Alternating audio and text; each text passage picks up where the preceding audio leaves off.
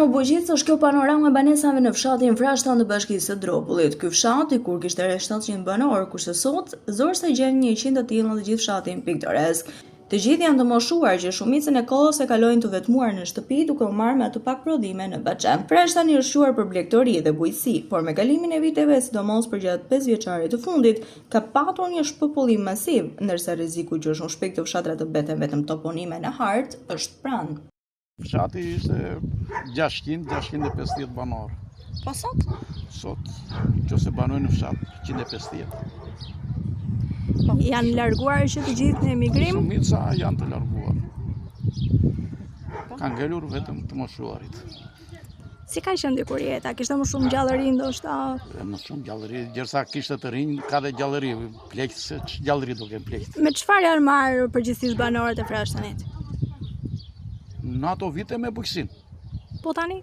Toka djerë të gjitha? Me kurbetin. Po blegtori? Blegtori kishte, kooperativat, do me thënë privat, ishin para kooperativës e njën tjetër.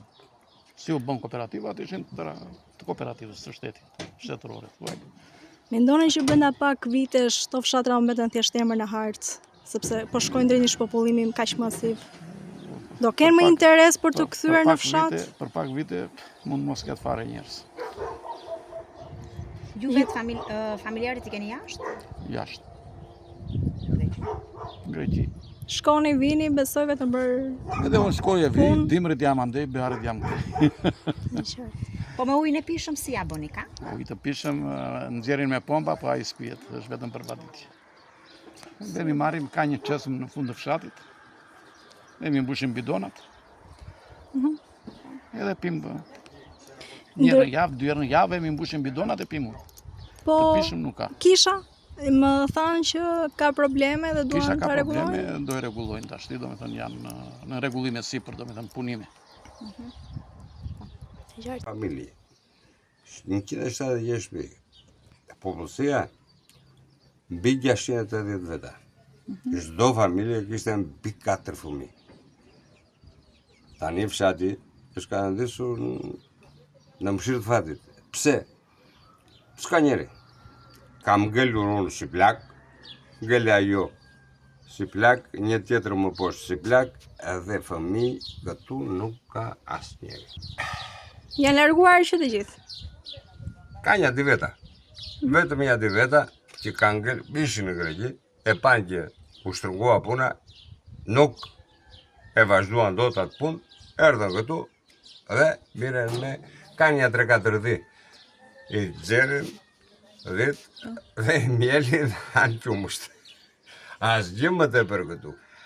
Këtu fshati jon ka arritur tani që të rregullojnë çik kishën, që të vinë njerëzit të dekur, që t'i varosim. Që tjetër është kishë juve, po mundoheni tashmë ta rregulloni vetë? Ta rregullojnë vetë. Ajo Gjorgjis. Ajo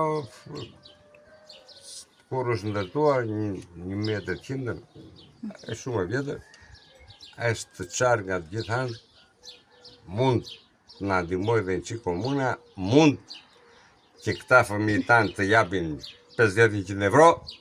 Do një donacion për ta rregulluar. Dhe ta rregullojmë. Gjithë tjetër nuk ngeli. Po, ju vjen keq që shikoni në këtë gjendje? Shumë keq, në gas. Shumë keq. Shumë keq. Nuk ka më keq. Më përpara kishte gjallëri. Kur zbresa atje poshtë, filloi dhe qaj, se dera imi ishte hapur. Hinte dhe dilte kush deste. Do pinte një kafe dhe një rakitani, ka njeri? Bash. Ha? S'ka absolutisht njeri. Shumë vështirë puna.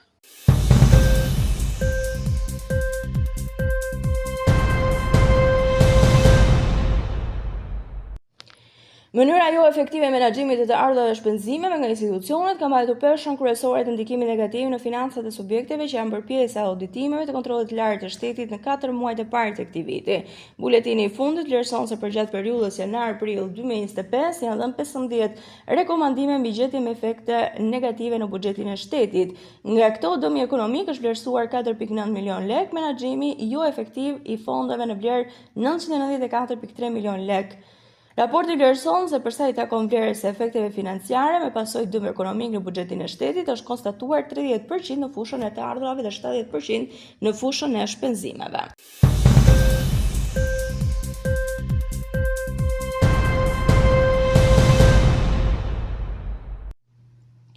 Shqipëria është renditur e pesta në mesin e 41 vendeve të Evropës për rritjen e madhe të çmimeve të qumshtit, djathit, vezëve në 2024, sipas të dhënave të reja të Eurostat, azhurnuara këto ditë për ndryshmet vjetore të çmimeve në Europë. Në krye të listës qëndron Turqia me 38.6%, pastaj vjen Malta me 6.7%, Norvegjia me 5.9%, Islanda me 4% dhe Shqipëria që ndjek këtë renditje me një rritje prej 3.9%, duke të i kaluar ndjeshëm mesatare në BE-s të rajonit. Rritjet e çmimit të bulmetit dhe vezëve është për arsye ende të panjohura, ndërsa Shqipëria përballet me sfida që e përbëjnë tregun e ushqimeve edhe më të rrezikshëm. Numri i kafshëve në ferma është përgjysmuar dekadën e fundit, gjithashtu sëmundjet që kanë rënë dhe problematikat e tjera përgjatë gjithë kohës. Me një popullsi në plakje, me ulje të popullsisë në fshatra, me mungesë të theksuar të subvencioneve për bujqësinë dhe me kontrolle jo eficiente në zinxhirin e furnizimit, Shqipëria rrezikon të ketë një trend rritjes të çmimeve edhe në të ardhmen, ndërsa raporti midis çmimeve dhe rrogës apo pensioneve që marrin qytetarët shqiptar është totalisht i zhdrejtë.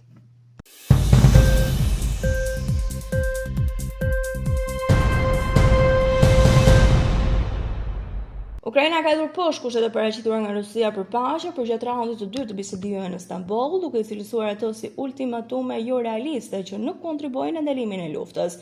Ministri i jashtëm Ukrainas, Andriy Sybiha, bëri të qartë në një postim platformën X se këto kërkesa të Rusisë janë të papranueshme dhe nuk përfaqësojnë përpjekje të vërtetë për të arritur një marrëveshje paqe. Në vend që të përgjigje propozimet tona konstruktive, në Stamboll, Belarusi paraqiti një sër ultimatumesh të vjetra që nuk e sjellin situatën më afër paqes së vërtetë.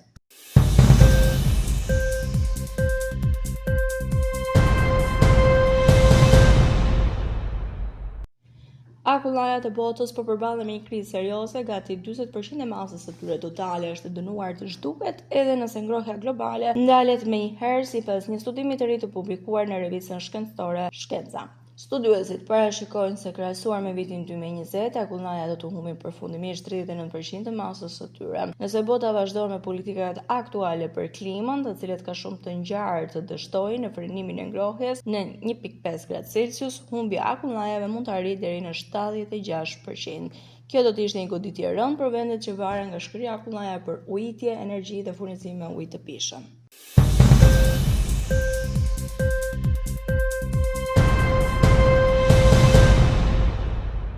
Mbi 21.000 foshnja kanë ardhur në jetë në një vit në Kosovë, ku më së shumti janë meshkuj. Agjencia e Statistikave të Kosovës ka publikuar të dhënat vjetore për lindjet për vitin e kaluar, ku janë regjistruar gjithsej 31.717 lindje brenda dhe jashtë Kosovës. Burimi i të dhënave është Agjencia e Regjistrit Civil të Kosovës.